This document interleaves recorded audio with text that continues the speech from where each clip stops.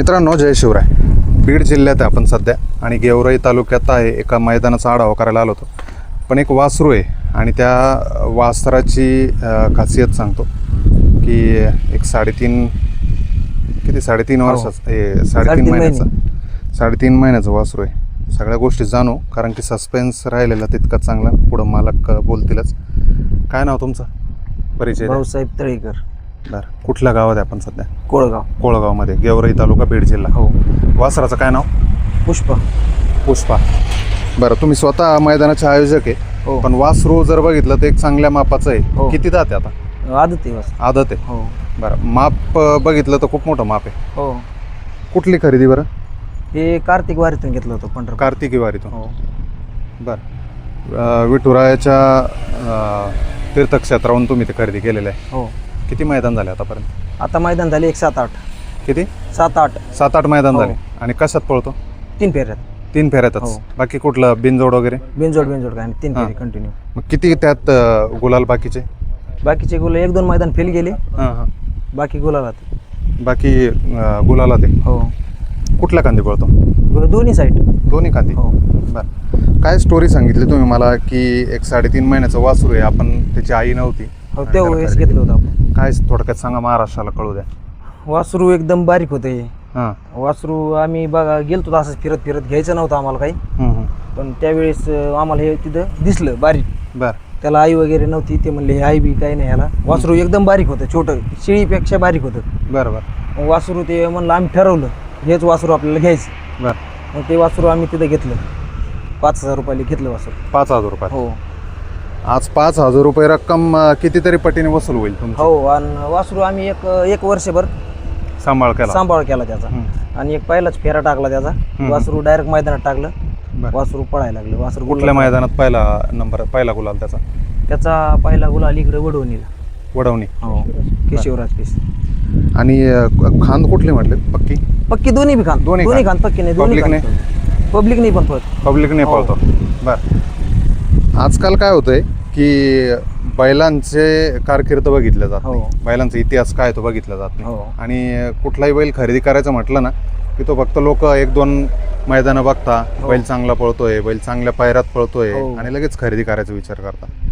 पण एक तुम्ही अशी वस्तू घडवली की त्या वस्तूला, त्या वासराला त्याची आई नव्हती आणि त्याच्या आईचं दूध सुद्धा त्याला मिळालं नाही. मग त्याच्या खरेदी केल्याच्या नंतर तुम्हाला ते कसं त्याला दूध वगैरे दिलं तुम्ही? आम्ही त्याला दूध वगैरे काही दिलं नाही. तेच खुराक बिराक दिला त्याला. बरं, जोपर्यंत त्याची आई होती त्याच्या आईचं दूध पिला तोपर्यंत दूध प्याला ते. आता काय खुराक देता त्याला? आता फक्त खिल्लार खाद्य चालू. बरं, खिल्लार खाद्याचं पहिलवान आहे मित्रांनो.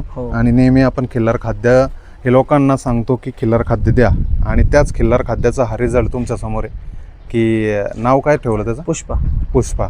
त्याचं नाव काहीतरी विठुरायाच्या नावाला शोभेल असं ठेवायला पाहिजे होतं, म्हणजे साजेसं ठेवायला पाहिजे होतं. कारण कार्तिकी वारीतून खरेदी केलेलं आहे. आणि त्या विठुरायाच्या आशीर्वादाने आज ज्या वासराला आई नव्हती ते वासरू तुम्हाला कुठेतरी गुलाला ठेवत आहे. काय सांगाल वासराविषयी? वासराचा म्हणजे वासराने आम्हाला कुठं काही शिकायला परेशान नाही केलं. काय नाही. डायरेक्ट वासरू गुल्लातच गेलं.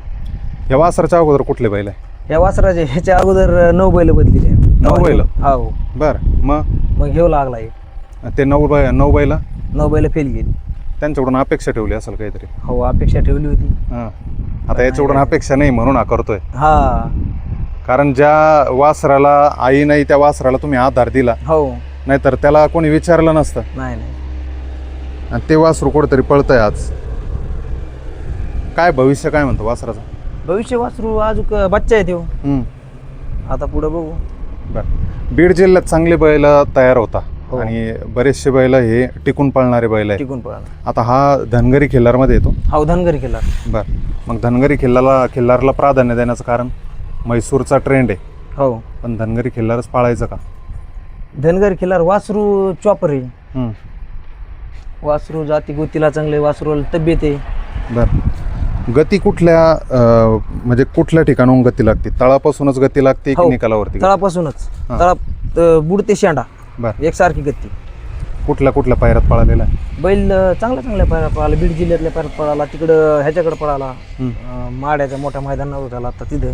बरं, एखादं मोठं मैदान सांगा ना, की त्या मोठ्या मैदानात नंबरात राहिला किंवा गुलालात राहिला असं. ते आताच हे 1.5 लाख रुपयाचं मैदान नाही झालं माड्याला.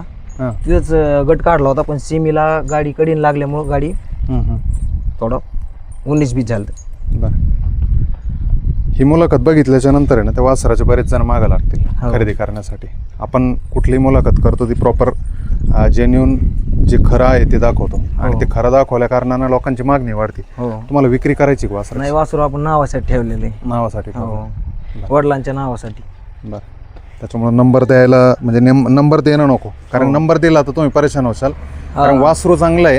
हा. अगोदरच सांगितलं की ज्या वासराला आई नाही हा.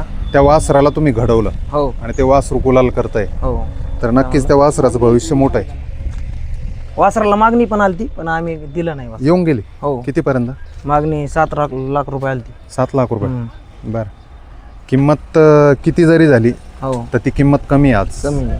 तुमच्या घरासाठी, हो. कारण की त्या वासराचं करिअर मोठं आहे. सगळ्या गोष्टी जर बघितल्या तर वेगळं पण काय बरं बैलात? बैलात वेगळं पण म्हणजे बैल लिहायची तरी. बैल आता आलं तसं शांत नाहीच आहे, हो. उड्याच मारतोय. हो. बरं. सोडल्यावर तर बैल आकडत असते. बरं. आणि सराव वगैरे कसं मग याचा?